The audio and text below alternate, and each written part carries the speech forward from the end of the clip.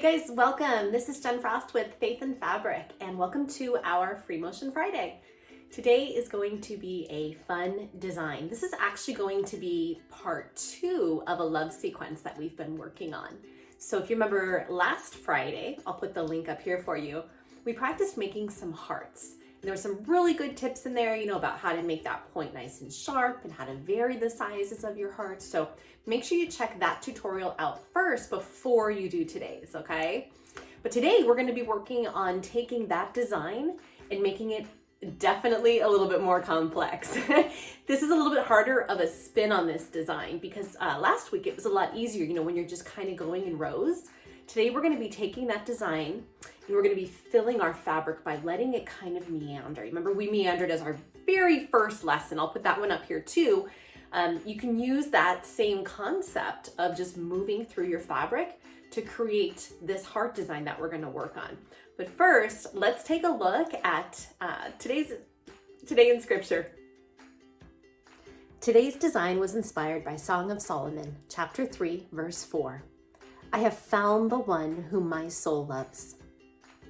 This is another great verse. And I think for those of us who have faith, you find that it's deep inside. It's a deep inside feeling, right? Because you feel it. You have found the person, you have found God, and your soul loves it, and it finds refuge and rest and just all those feel good emotions. And we've talked about this in other Fridays where we've said that doesn't always make life easy, right? Just like being married isn't always easy. I love my husband, but sometimes he drives me crazy, just like I know sometimes I drive him crazy. But this verse is just a good reminder that we have found that person, we have found faith, we have found God, and our soul just needs that, and it loves that. And just as if you've been married for a long time, you can't imagine life without your spouse. That's kind of what our heart is like. And I think of my personal heart. My heart could not imagine not having God in my life. I have found the one whom my soul loves. So let's take a look at some tips on how to make our design today. This one's a tricky one. Your first tip and your second tip are actually going to be the same as last week. You're going to make the point of those hearts nice and sharp. And you're going to keep the two sides of each heart even though you can vary each heart in terms of the size. Your third tip is going to be specific to the design this week. You're going to be using small loops to help you move about in your design. So what I mean by those loops are, and you'll see it because we're going to actually practice on our line designer today. Those loops are going to help you when you kind of work yourself into a spot when you're like, oh gosh, I'm stuck. I can't fit a heart here and I don't want to wander anymore. It's going to help you kind of like go whoop and then switch that line into a different direction. So then you can create those hearts and continue through your pattern. So let's head over to the cutting table. We're going to first practice this design on our line designer because like I said, this one looks really simple, but it's actually a little bit trickier. It's fun to build up harder skills with you guys each week. Let's head over. So here we have the line designer.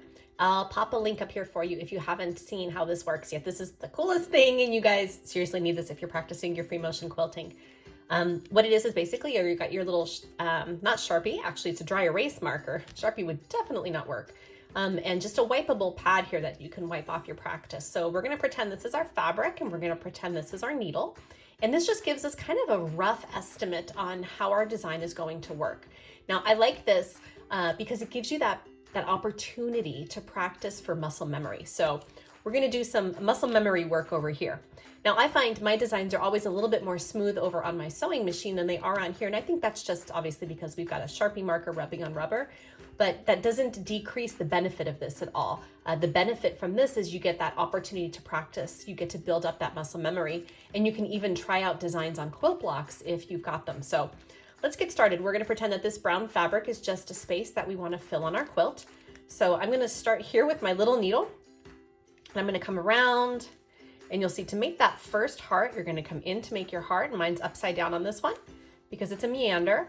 And then I'm gonna just meander a little bit here. We'll put a tiny loop, and then I'm gonna form my next heart. And you see, you almost wanna make, I'm gonna pause here. There's almost a circle here. It's kind of hard to see. It'll be easier when we're on the machine, but you almost form like a circle, then you stop, and then you're gonna come back out of that circle to make that heart.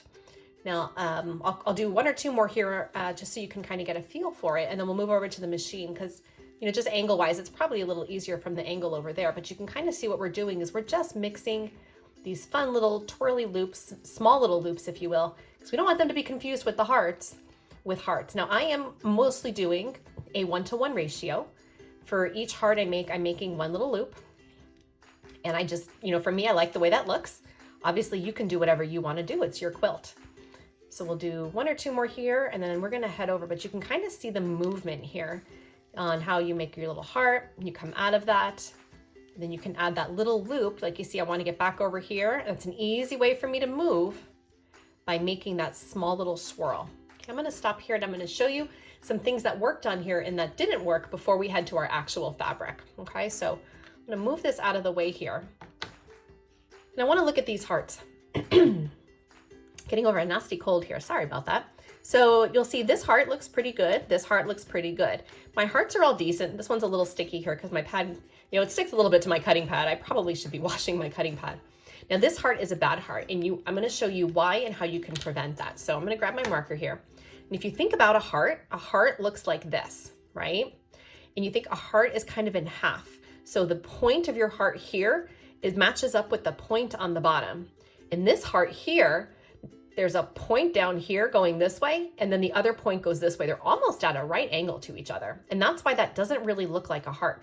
When you're making your design, and I'll just do this without the needle, if you will, you know, you're gonna come up and you're gonna make your heart, and this is where you're gonna come back to make that heart. And no matter which direction you are, you always wanna cross, so that way you have that kind of straight line coming through that heart, okay? And then you're just gonna kind of meander it around a little bit and keep going.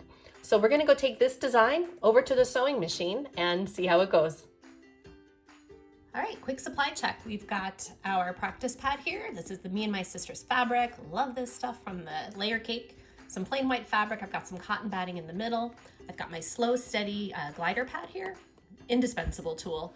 And I've got some bright red, beautiful, sulky thread in here from their cotton and steel line. So we're gonna go ahead and get started here. I've already got my bottom thread pulled up.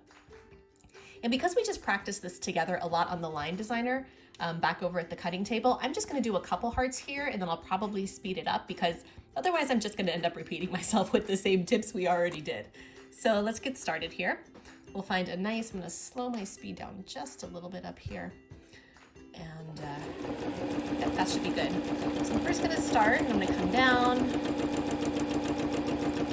make that first heart. You're making sure you think about crossing right at the bottom of that heart there. There's a little loop. Put this heart up higher. Crossing again at the bottom. And again, I'm kind of doing in every other one with those small little loops. I just prefer to do it that way. You guys can make as many little loops as you like. Crossing at the bottom. The big thing I think is to make sure that those little tiny loops that you're making are not interfering with the size of your hearts. You don't want them to compete. So you want to make your hearts larger than those loops. Otherwise it's going to be visually confusing on what you're working with. So I've got some smaller hearts. You know, just like last week, I want to make my hearts vary in size. So we'll go for a bigger one here. You know, I don't want them to be completely uniform. I like the varying, just the way it looks visually, honestly, when the hearts vary. As you can see, we'll come up and do another one here. Now what I'm starting to do is, here, and I'll pause for a second. I'm doing something that I actually don't love. My hearts are all kind of facing the same direction. They're all kind of going up. So I'm gonna try to be very careful now to start making some hearts point in different directions, because you don't want this again to look like it's a directional print. So one easy way around that is you can just rotate your fabric. You know, it's easier for me to make the hearts go up. So by rotating my fabric, I'm able to make my hearts now go in different directions without really having to think too hard about it. So I'm gonna speed things up a little bit, continue making some hearts to fill this pad, and we will meet up at the end to see how it turned out.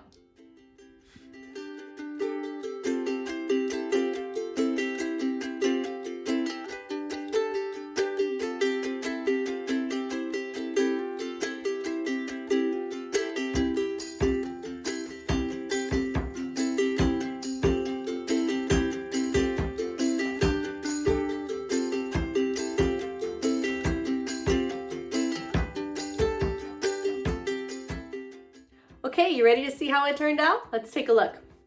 Fronts first. So on the front, I really like the red with the red. You know, I was really torn, you guys, when I did this. Did I want to do green thread or did I want to do red thread? Now the green would have been fun because you've got the little stems of the cherries. I went with red, just, I don't know, because I probably still had red in my machine from last week. It was not a high sewing week for me. I actually haven't sewn at all this week. So the red was already in there. We were working with red fabrics and I just chose to go with it. Overall, we always like to talk about the texture. This is nice and smooth. This one is a little bit more, slightly more stiff than I would say last week's was, but very minimal if all. I'd say overall, I really like the feel. Let's take a look at the back and see how that turned out. So wide view first, looks super cute. So no matter which way you turn it, you'll see the hearts are doing a good job of facing multiple directions. If you remember when we started this, my hearts were all kind of feeling like they were going in the same direction. And so I started turning my practice pad a lot, as you saw in that video, to help me not only get in and out of spots, but to make sure that my hearts were looking just as organic as they could, okay? So overall, let's take a look at this a little closer. You know, that whole goal of making sure our points meet up with the bottoms worked out pretty well on most of my hearts. You can see up here, this one's kind of a little funky looking. I was going a little too slow with my needle speed. When I sped my needle up, it helped me make those turns a lot smoother. So I would definitely say if you're finding that you have some jagged hearts, go ahead and increase your speed a little bit. And that's gonna help your needle perforate your fabric and create those stitches a little bit more quickly.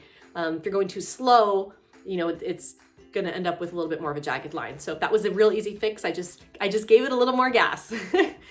What else can we look at here? Overall, it's not too shabby. This is where we tied off at the bottom here. Yeah, I think I'm happy with it. You know, I really worked hard to make sure that my little tiny loops were much smaller than my hearts. I think you could see here, this one's a little bit bigger and you can see a little bit how that gets confusing. Like, is that a loop or is that a bad heart? Now it's a loop, but you can see if this was much bigger, it would look like a misformed heart, like a circle heart, right? And we don't want that. We want it to either be loops or hearts. So you want to follow that all the way through by doing that. Now you did probably find, like I did, this was a much harder pattern than last week. Last week it was just up, make that heart, come back down, up, make that heart, come back down. This one we were thinking of so much. You almost had to plan multiple steps ahead, right? You had to first think about, okay, which direction am I going? Where is my heart gonna go? Where am I gonna come out of that heart? Where do I add the loop? What's my next spot? So this was much more of a complex design, even though on the surface it probably, you know, may not look that much more difficult, but obviously practice is the way to make this a little bit better. Now, you guys may have seen that I actually ran out of thread at one point. So what I did is I'll pop the link up here. There's a whole little video on how you can fix that, but we did a quick fix. And let me see if I can find where it was. There we go. Right here, you'll see is where my thread ran out, my bobbin thread. So I've got, like I said, a whole little tutorial on how you can very quickly fix that and how you can adjust to that. And you'll see it's you almost can't even see it. If I didn't point that out to you, you probably wouldn't have even noticed. It almost just looks like a couple extra stitches, when in reality, it's a knot that gets buried. So there you guys go. Lots of fun to work on this one today. I hope that your soul is finding rest and finding happiness in the one it loves.